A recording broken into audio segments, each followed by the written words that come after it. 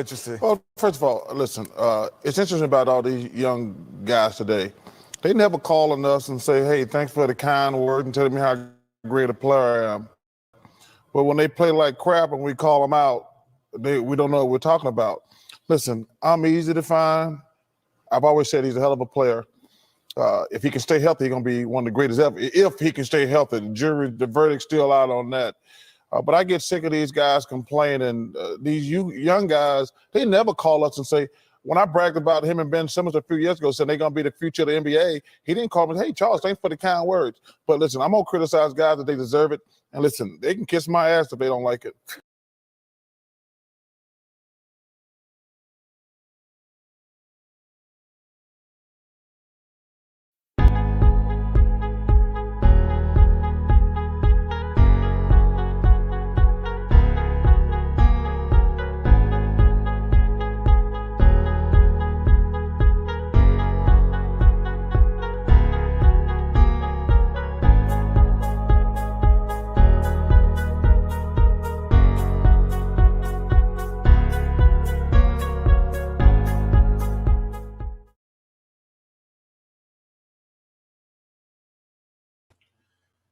What's going on, YouTube? Good evening. Hope you are all doing well. Hope you're all staying safe. Hope the weekend is off on a good foot for you guys. It's good for me so far. Today was a great Saturday. Got to enjoy great basketball. Even got a chance to watch a little bit of baseball. I'm missing the Oriole game right now. They're playing the Anaheim Angels.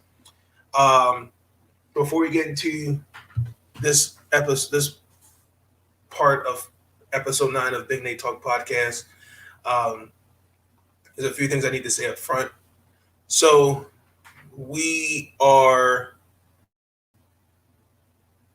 coming to the end for basketball. It was kind of weird to see that Marv Albert, after this year, will not be calling games. Ben Scully, like for the Dodgers. They're just guys that,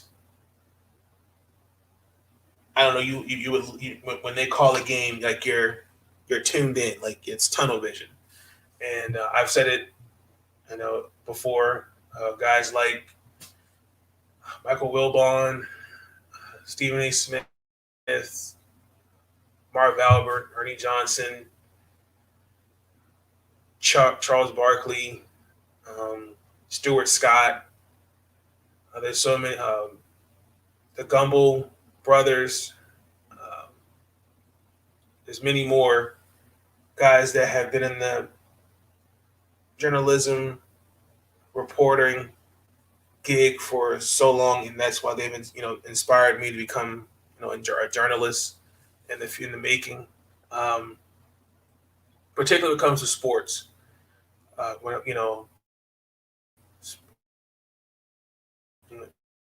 again, like I said, I love talking sports. It's when I make these videos, it's therapy, sports and other social politics and different things like that. But I just want to say this: congratulations to Marv Albert. I wish him all nothing but the best in his going forward as he's now retired. Those are some big shoes to fill. Yeah, I mean, it's kind of weird. Once the basketball season's over, there's guys you watch like inside the NBA. Like I think tonight was their last episode, and now the finals will be on ESPN. So, congratulations to Marv Albert. That just means there's going to be more WNBA games on TV. So that's more basketball for me to watch still. I do want to say this. There will be a bonus to episode 9. Stay tuned for that special announcement at the end of the video. There's a couple things we're going to get into tonight. The Orioles, we're going to talk about the Orioles tonight as they are now playing game 2. Last time I checked, the score was 1-4 Anaheim. I believe they're in the 7th. Then we're going to talk about the Milwaukee Bucks tonight, the Atlanta Hawks, then the Washington Mystics. I saved that one for last. And then my special announcement for the bonus episode. So let's get into the Orioles. Ladies and gentlemen, the 3-game winning streak was snapped. Oh my gosh, it was snapped. Shohei Ohtani, man, like, Lord have mercy. It was a good game, 8-7. Um, there were so many things to really point out. Congratulations to Spencer Watkins. He made his welcome to the show. He made his big league debut. Diego Leyba, that's his name. If I say his name right, he hit his first home run. Trey Mancini, Ryan Mountcastle got Rookie of the Month, and Hunter Harvey is going to be out for a certain period of time, from what I understand, and then Travis Latkins got hurt. So I think the biggest thing, honestly, if you are the Orioles, you played a good game offensively, but at the end of the day, man, like they ain't like Shea Ohtani is just it's nothing you can say. Like when he stole that base on Paul Fry, and then Rendon, I think he kind of clipped Severino. Like that was a game. So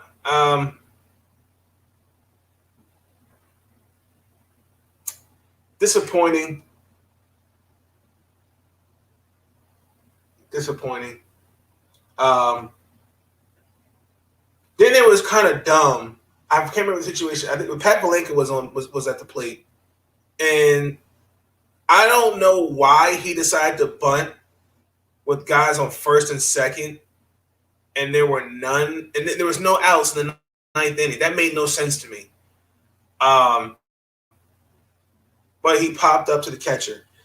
I mean, there were some bright spots. Trey Mancini, homered. He's going to represent us in the home run derby. Like I said, Leyba hit his first major league big bomb. Austin Rivers and Mancini both had multi-hit games. Watkins, I think he did a scoreless inning. And then Alex Wells, he got 6 outs and 20 pitches. Was it 20? I want to say.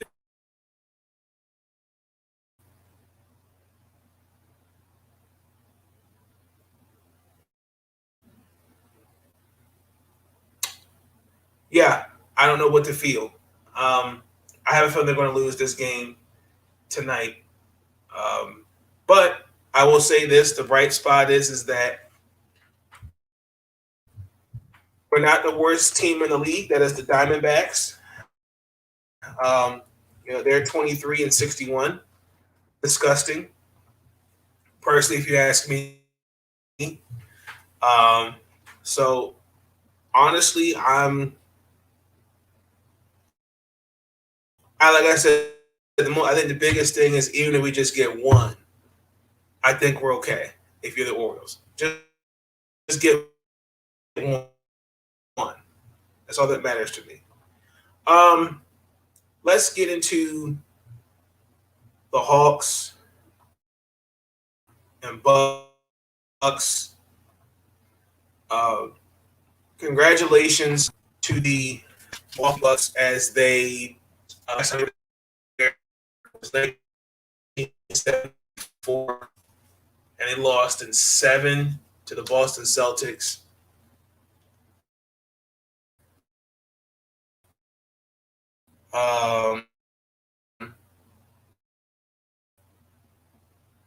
Ironically, in 70 at the time when it was the Baltimore Bullets,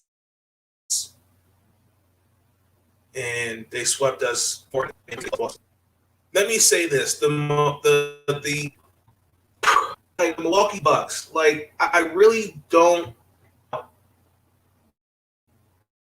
aggressive. Then it came the second quarter, and they played like the Bucks in Game 4, where I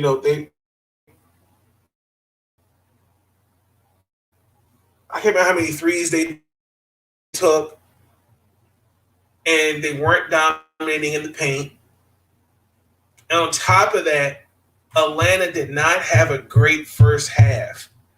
Milwaukee kept them in the game because of turnover not happen if you are the Milwaukee Bucks going up against the Phoenix Suns. Chris Paul does not turn the ball over. It cannot happen. Like,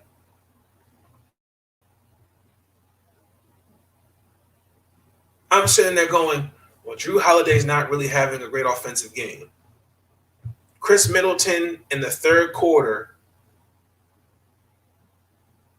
went off. And it's like, thank you. Like, how can I say this? In order to beat a team like Atlanta, you have to come out aggressive early and don't look back. That is the best way to beat teams like Atlanta, Phoenix. Because if you let teams like them hang around, it's a wrap. It's a wrap. So we're going to look at the box score.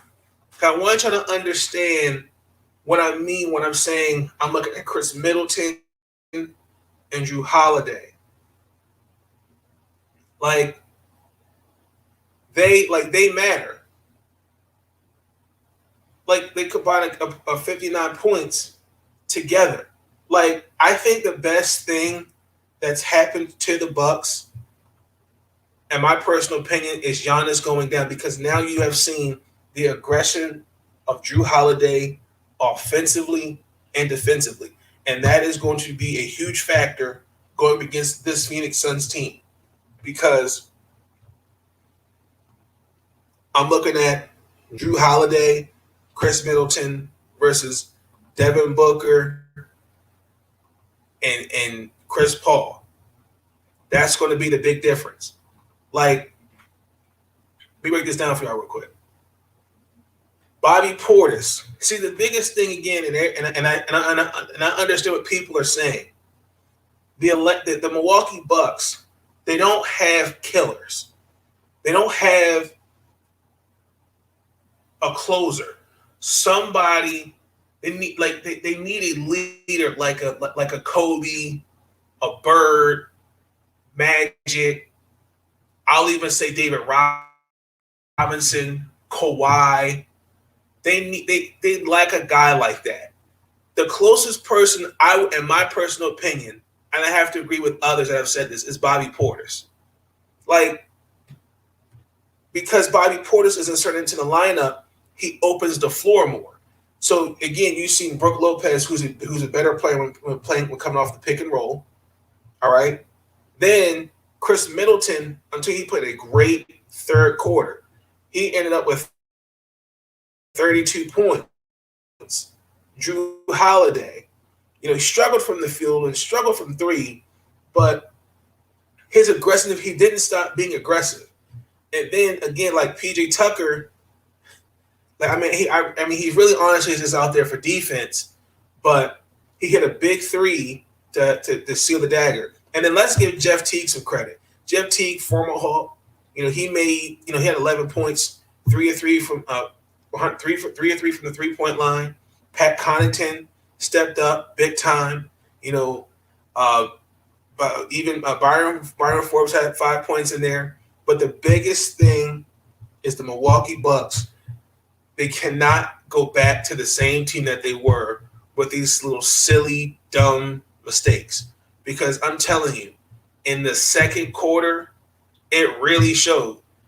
Milwaukee was up at one point, I think it was 20, and then to see it dwindle, like they were down 4 by halftime, because just taking bad threes. Like if you know something doesn't work, why do you keep doing it? Like like how they played in Game 5. Why are you not playing like that in this game? And then I was watching where Shaquille O'Neal said, it's all about their going through the motions. Chris Middleton has been not in this kind of situation, but he has some playoff experience. Jeff Teague has some playoff experience. Bobby Portis, Brooke Lopez, they have playoff experience. Mike Budenholzer has playoff experience. There's no way guys like that are going through the motions. That's ridiculous. I think the Milwaukee Bucks were playing sloppy basketball. I think the turnovers in that second quarter really, I was sitting there going like, oh, Atlanta's going to come back and they're going to really make Milwaukee pay. But every time Atlanta came back, Milwaukee responded. Let me say this though. For the Milwaukee Bucks to win, because I believe they're going to win this series. They're going to win you can book it. The Milwaukee Bucks will win the NBA Finals in 6. Book it. The biggest key to me for the Milwaukee Bucks is Chris Paul does not turn the ball over. This is a team that's waiting for you. You have to come in there with a swagger. You have to play Milwaukee basketball. I think the biggest thing is take game 1,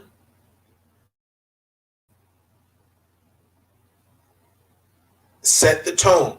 If Milwaukee sets the tone, it's going to be a good series. However, if Milwaukee makes these silly, dumb mistakes like they have shown in these playoffs, it's going to be a very short NBA championship.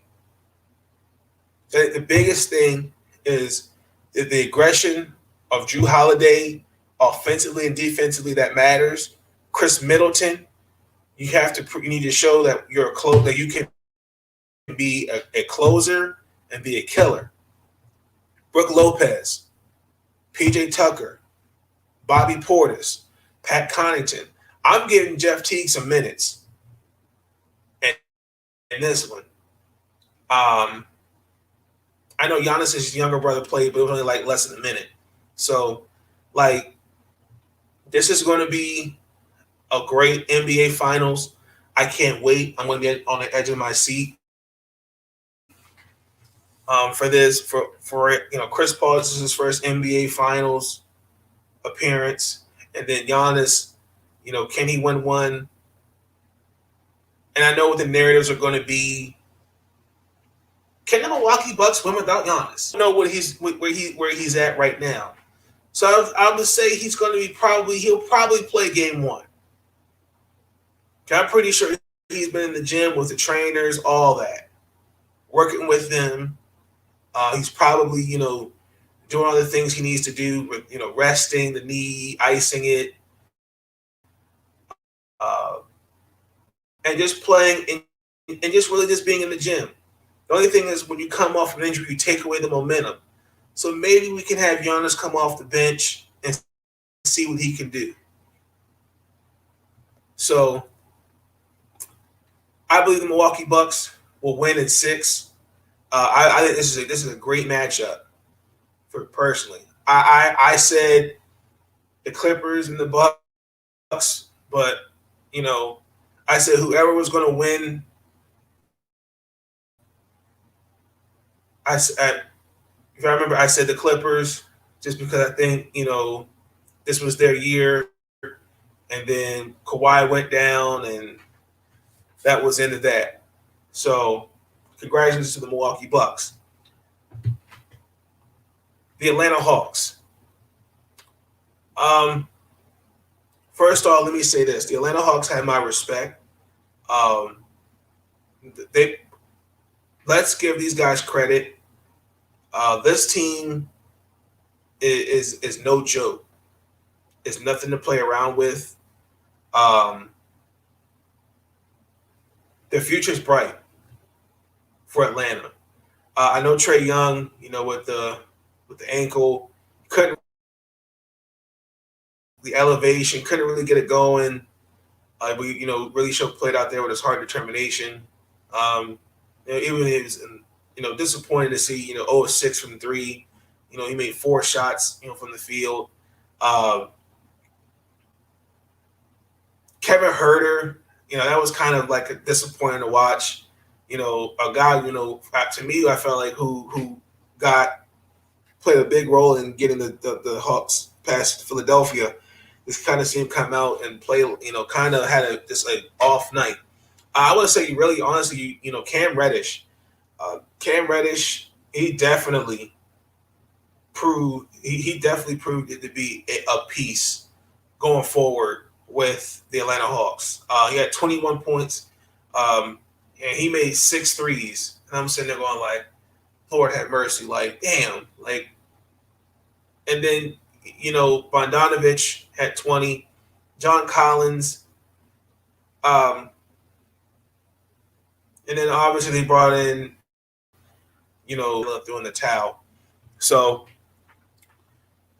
my only concerns with Atlanta going forward is you got some questions, some decisions you need to make.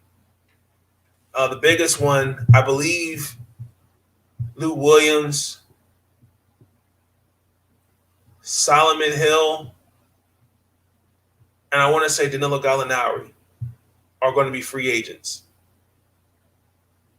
But your biggest question is, what are you going to do about John Collins? He's an unrestricted free agent. He talked about he wants the max. This is historically documented. When you are a small market team, your window to compete for a championship is easily 3 to 5 years, in my opinion. Example, look at the Kansas City Royals, baseball. 2015 is when they won the World Series. The Minnesota Twins. Personally, if you ask me, I think their window to compete is closing. I think last year and the year before was their opportunity. The biggest issue when you sign, you can't sign everybody. The question I have going forward, if you're the Atlanta Hawks, are you going to re-sign John Collins? And does you, Mr. John Collins, understand that the Atlanta Hawks cannot possibly not give you what you want? Because he wants the max and you can't pay everybody. So that might hurt, because unfortunately you're going to have to pay Trae Young down the road. You're going to have to pay Bogdanovich,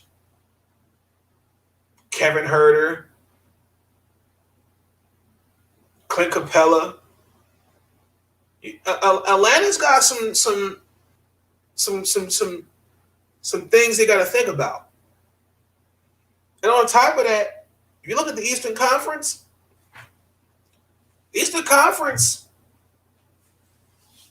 I don't think there'll be a better team than Boston. I don't think there'll be a better team than Brooklyn. I don't think there'll be a better team than the Knicks.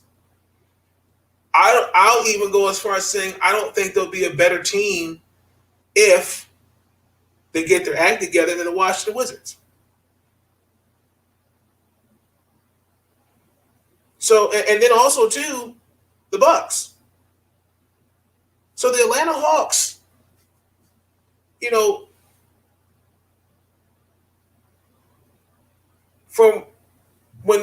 when Lloyd Pierce this year was fired, even though I feel like he should have got it, I want to give him the credit, even though it was disappointing in the way they played and to see him go out the way he did. You know, that Hawk team, those boys, they didn't give up. They hard work, determination, and just watching each other's backs.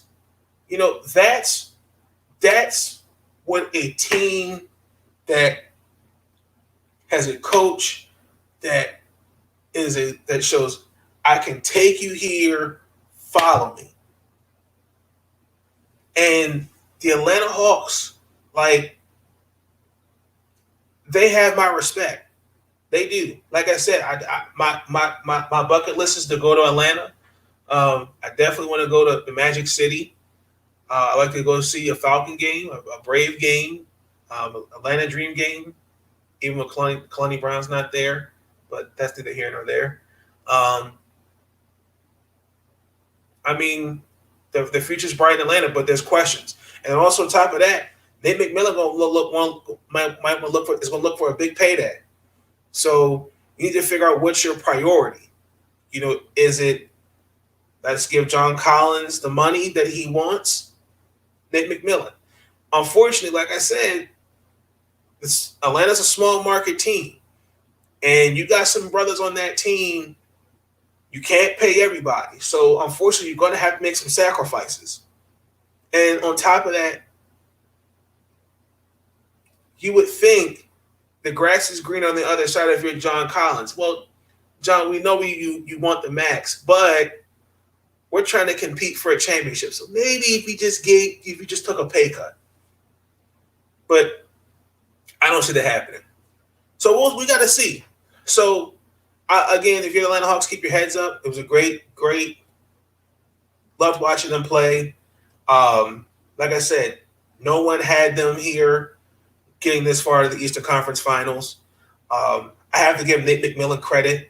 Let's give, and I should have said this in the last video too. Let's give Nate McMillan and Tyronn Lue. You know, we had three African American head coaches in the conference finals, and we need more African American head coaches.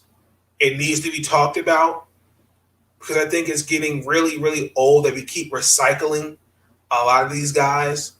I was disappointed to hear, Penny Hardaway, is staying. Even though he's staying in Memphis because he got Larry Brown as his assistant now. It kind of came out that the Orlando Magic and they were interested in him being his head coach, and he's staying at Memphis. I know Wes Unseld Jr. I want to say Derek Ham, one of Mike Budenholzer's assistants. But we need more black head coaches, and the way they coached, they need their props, they need their respect, and it needs to be talked about because we talk about we need more diversity in every position, and it's just disappointing. It shouldn't be. But I blame the players for that because the guys like LeBron, they talk about we want this, we want that, but you're not saying we need African American head coaches. So I have to give Nate McMillan credit because he coached that team. He coached them boys. He was a leader of men. They didn't give up on him. They didn't give up on him. And they didn't give up on him. So, the biggest thing, like I said, going forward with the Hawks is Nate McMillan. He's going to look for a payday with an extension. John Collins, are you going to pay him the money he wants? Or, what's your plan if you're the Atlanta Hawks? There's questions that needs answering. So, again, it was a good year for the Atlanta Hawks. And I cannot wait to see what these boys are going to look like next year. Let's transition. Lord have mercy. The Washington Mystics played the New York Liberty and blew a 20-point lead and lost. Final score, New York Liberty 82, Washington Mystics 79.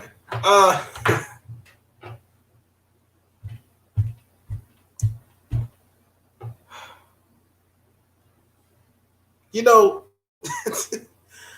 this really like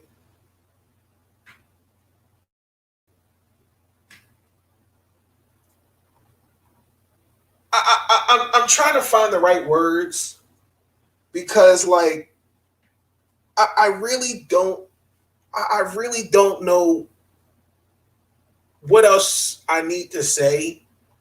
Like the fact to even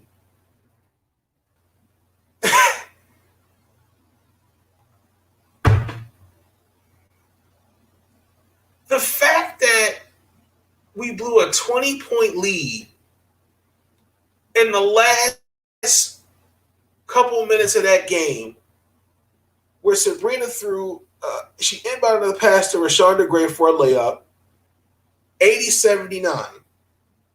And then we missed four free throws. Tina Charles, I know, missed two of them. I can't remember who was who missed the other two. And I'm like, but I'm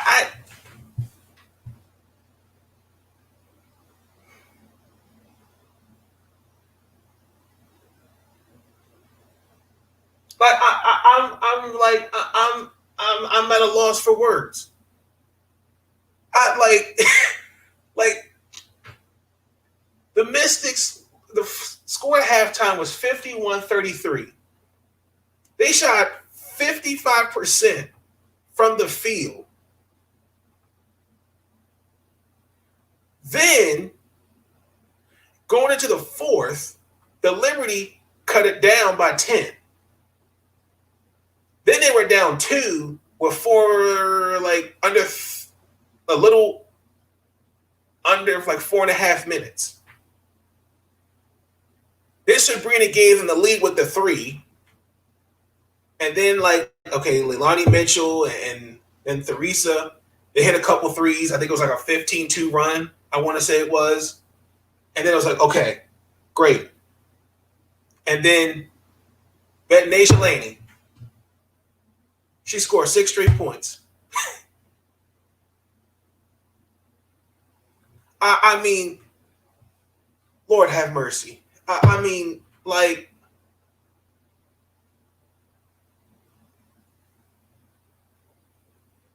just disgusting. Absolutely disgusting. I don't really understand. That was really disgusting to watch.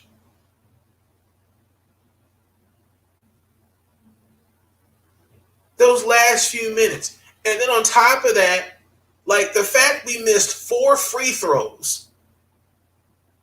And then, okay, the first 2, I understood. But we had New York turned the ball over on an offensive foul. Then we missed those free. We had 3 more opportunities. Tina passed the ball to Leilani in the corner. She missed that shot. Tina got the rebound. She passed it to Shante. She missed that shot. And I was like, that's the game. We lost. Then she was called for an offensive foul. There was 3 seconds left in the game. I mean, Tina Charles had 31 points. I mean,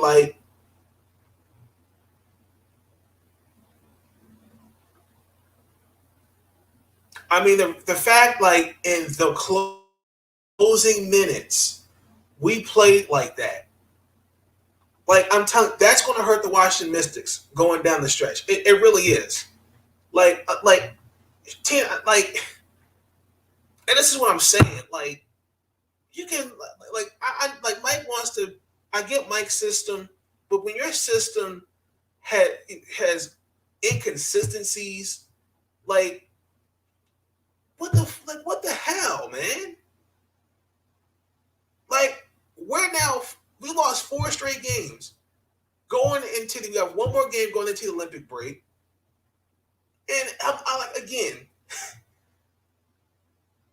Shavonte, horrendous game, bad game, 2-9 from the field, 1 of 4 from 3. Theresa, 3 of 9. Leilani didn't have a great game. Ariel Atkinson, like Tina Charles was the only one who out there looked like she knew what the hell she was doing. Shatoya Walker was back, welcome back. And then Megan, I don't know, for some reason he didn't have Megan out there. He had her out there for under less than 5 minutes, but she only made 1 basket. But I'm looking at New York, like we know Betnasia, okay, she has a green light, but Honorare had 11, Sammy Wickham had 6, Sabrina had 15, Jasmine Jones had 17, Rashonda Gray had 11. We can't be we cannot. Lainey has a green light, but Sabrina also has a green light. But Rashonda Gray getting 15, you can't have that. Jasmine Jones, 17, can't have that. DeDe Richards only played 4 minutes, which was kind of surprising. They had five scores that had double digits. Tina Charles was the only one who led the team with damn near pretty much every damn category, except assists. Disgusting. I'm legit. I was legit pissed because I'm sitting there going okay, we got the game in the bag. Mike, I've seen Coach T in these situations. He knows how to calm the girls down and gets them under control and gets us to play Mystic basketball. That was not Mystic basketball that last quarter. That was horrendous. The Mystics, right now they should be ashamed of themselves. I'm not trying to be funny. That was embarrassing. And then on top of that, what is it? Next Saturday, we got to play against the Chicago Sky, and I guarantee you we'll lose that game. I hate to say it like that because the Chicago Sky have been on the tear since Candace Parker's come back from her injury. I'm not trying to sound like I'm being bitter, but the fact this Mystic team, I understand the injuries and all that, but the fact that we lost to a team, we blew a 20-point lead like that in the fashion we did, and then on top of that, we haven't been playing that well offensively and defensively the last 3 games as well, and then now you're going into going against a team that even though they lost, they lost, but they're going against the Chicago Sky. The Mystics, if the playoffs started today, the Mystics are not going to make the playoffs. The New York Liberty are 500. The Dallas Wings, 500. Phoenix and Washington should be better than what their record is.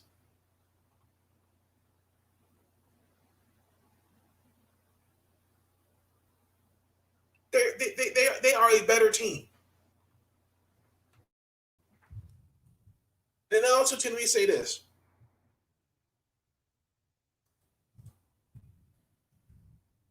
Because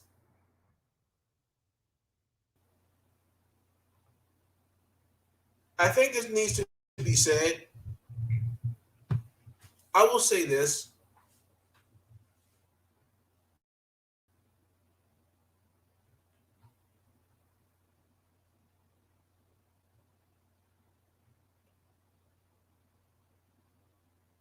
I would say the biggest disappointment this year for the Mystics It's Natasha Cloud. I'm a fan of Natasha St. John. Shout out to St. John. But her shooting is at 33%. That's the lowest since her rookie year in 2015. Then her three-point shooting is down 25%. And I mean, I understand she's averaging 6 points a game, but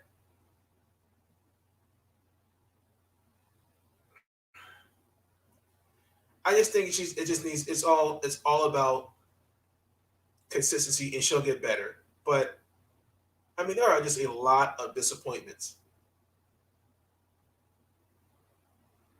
There's a lot of disappointments, and again, like that's why I'm confused on these roster moves. Like, not Megan. Like this, like we're talking. Like I understand injuries and other things like that. Then he talked about when Emma comes back. We don't know what she's going to do about committing. She's going to stay overseas. Or she's going to come back here. He talked about making a roster change.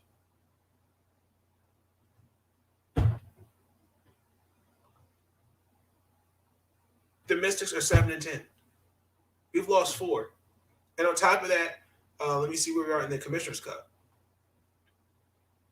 Now I definitely know we're like the 5th or 6th seed. Honestly, we're still the 5th seed. Like we're 3-6. Like we up. Like like the Mystics are better.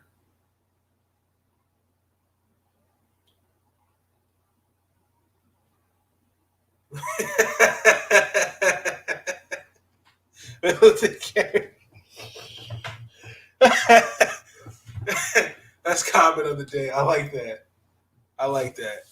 You could have came on here and ran it. And ran it about the Milwaukee Bucks. You could have came on here if you wanted to. I'm pissed. I really am. Listen, I love the Mystics. Again, I understand we all go through the motions. I'm not expecting the Mystics to be, the number 1 seed. We all go through the motions, and I just feel like at this point we're 17 games into the season. We really shouldn't. I just think it's next man up, and like again, Tina Charles out there probably was the only one in double digits. That's what pissed me off. Not Tina, but the fact that, like, damn.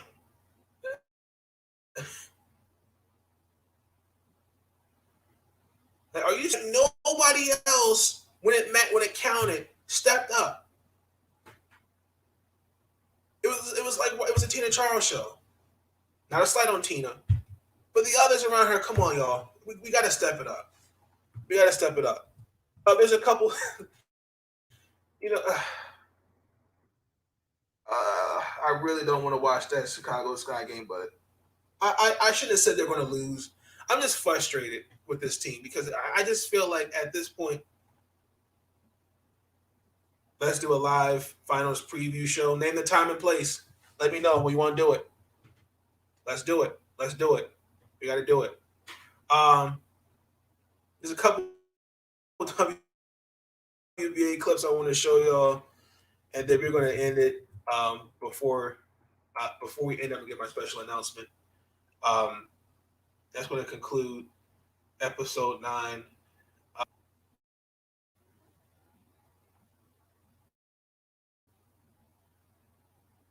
We really blew a 20-point lead.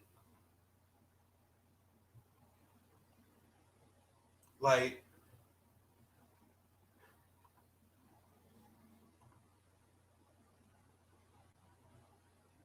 also too, I wanted to also point this out. I'm glad we're starting to see athletes across the board, NFL, basketball. I like to see some baseball players there. It's nice to see, like, I think Alvin Kamara and was Vivica Fox at the Sparks game. LeBron, D Wade were there. I'm glad we're starting to, Damian Lillard too. I'm glad to see these guys supporting the WNBA. See, I think that matters when you're getting outside, you're getting more support from other leagues and other players, because I see the WNBA prospering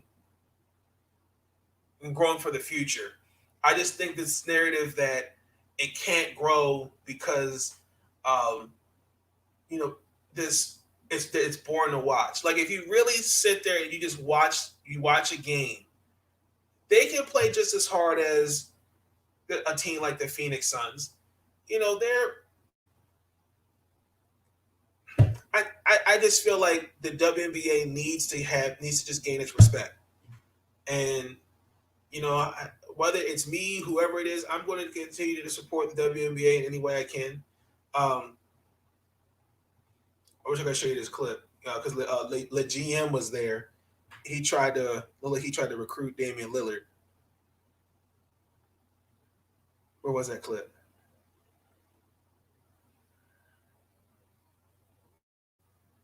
Where is it?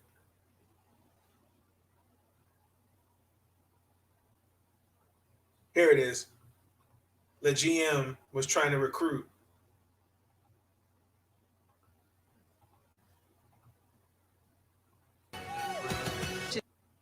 And first and foremost, man, like why we wearing sunglasses indoors? That doesn't make any sense to me. But that's here. LGBTQ foul charge to Amanda Zawi.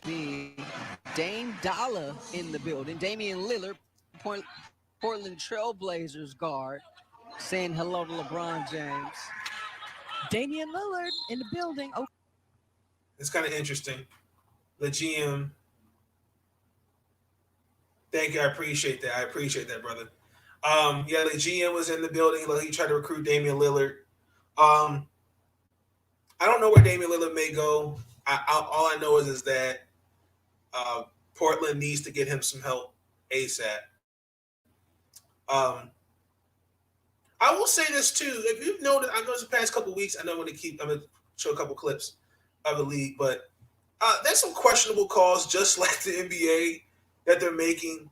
I believe this was the Connecticut Sun versus the Indiana Fever. Again, shout out to the University of Maryland, Brianna Jones. Tierra McCowan got a flagrant. Let me see if they play. Oh, I don't get copyrighted for this. That one deflected. Because she got hit in the nose, right? And Marion Stanley called a timeout simultaneously. You want to show it?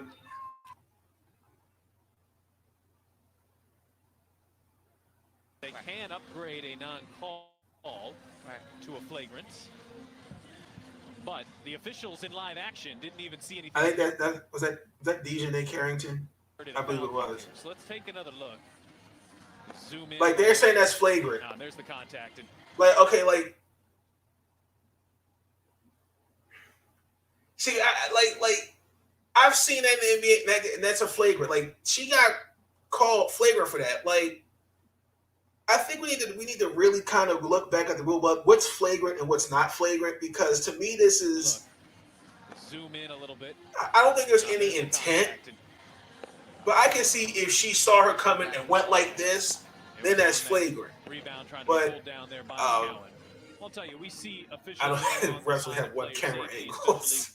But yeah, it's also too funny when they review these kind of plays, like you notice with the NBA, the referee, you see the camera with the referee in their face, and it explains the call. I think the WNBA needs to have that kind of situation too, in my opinion. So the lads. LeBron. Oh, look, man, I don't know who you're going to trade for to get Damian Lillard, unless it's Kyle Kuzma, and maybe and some first round picks. You're going to have to give up the farm for him. So those are questions you got to ask. And then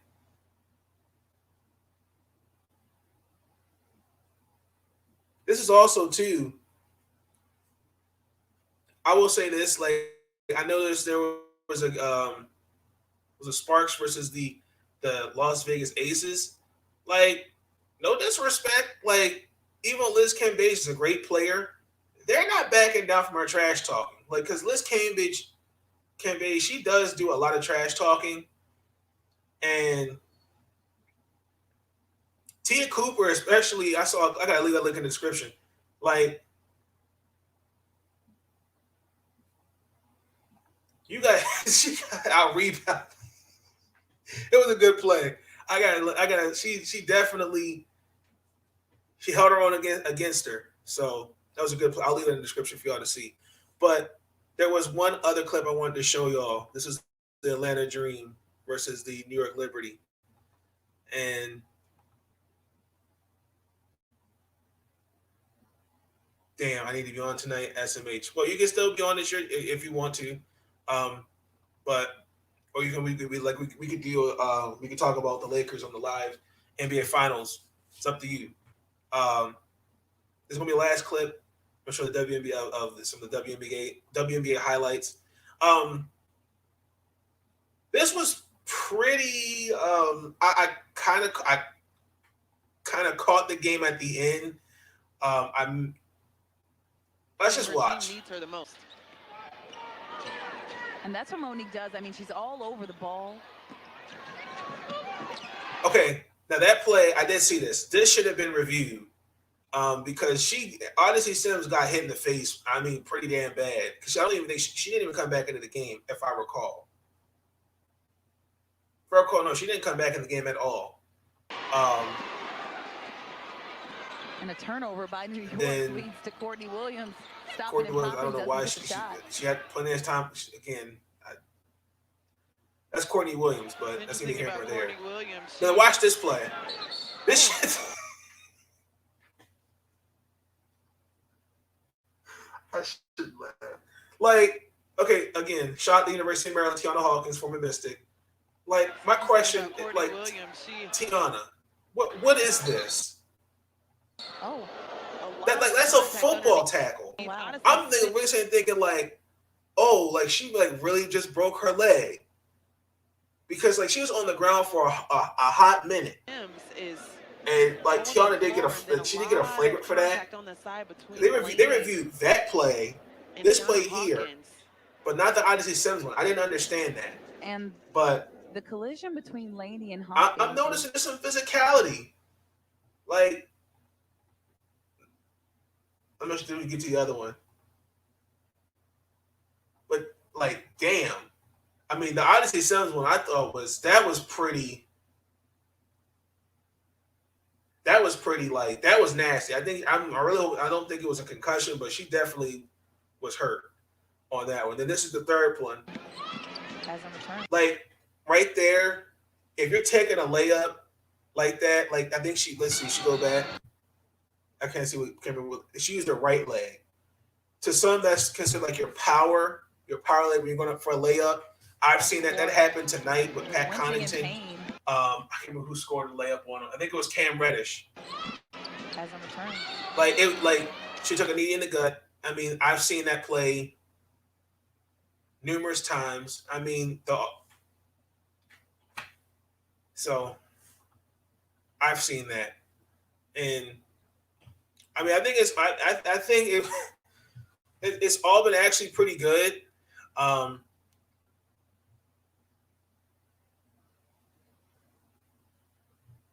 But I mean, like, this year I've noticed a different type of physicality, more aggressiveness, just like in the NBA. Like I've said this numerous times, like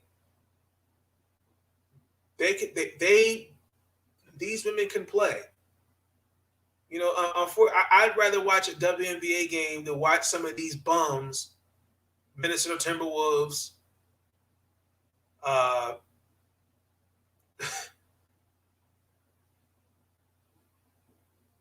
Wizards, the Cavaliers, Pelicans, Hornets, not Hornets. The Magic. Like, well, like I said, we just need to give them their credit. But with that being said, we're going to get into my special announcement. So you're going to see a bonus episode from me of episode 9. It's going to be me revisiting the last 3 years of the WNBA draft. I kind of feel like it's a good time to really kind of see like where everyone's at. Was it a hit or miss? Did the team get it right? Note, and I'll say this in the video. Asia Dirk gets an asterisk to her name simply because of a couple things. COVID, she didn't play last year, and she's not playing this year because she's still having the effects from it. There was an interview of her, and like you can see, like it's had a tremendous effect on her. Like she's lost weight and different things like that. So that video will probably be out tomorrow, sometime in the evening. So definitely be in tune for that. Once the NBA Finals is complete, is over, that will conclude season 1 of Big Nick Talk Podcast. I'm excited for season 2. I know we still got the WNBA. We're going to be transitioning into the NFL and baseball. So that will conclude the NBA Finals will be the conclusion of season 1. And I can't wait for season 2. Season 2, I'm really hoping for bigger and better things. I really enjoyed doing these episodes so far. Like I said, this is therapy for me. Again, I just want to wish you guys a very happy, safe 4th of July, and enjoy the weekend. Stay safe. Do not. Again, if you're going to go like see fireworks, different things like that, just be safe out here. Wear the mask, socially distance. I know with this new Delta variant, like the coronavirus is still real out here. And me personally, I'm not going to take any chances. So, with that being said, if y'all enjoyed the video, be sure to give it a thumbs up. Y'all let me know y'all thoughts on these topics. How did you feel about them? If you want to see more, be sure to leave those in the comments down below. With that being said, I'm out. Peace. Stay up. You will get the bonus episode for episode 9.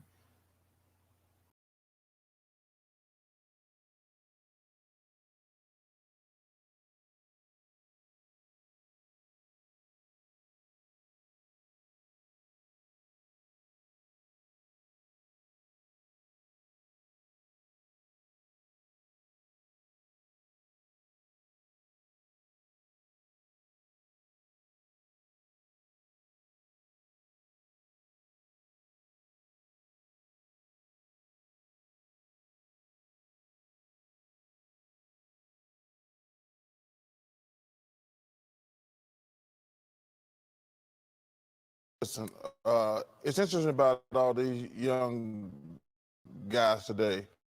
They never call on us and say, hey, thanks for the kind word and tell me how great a player I am.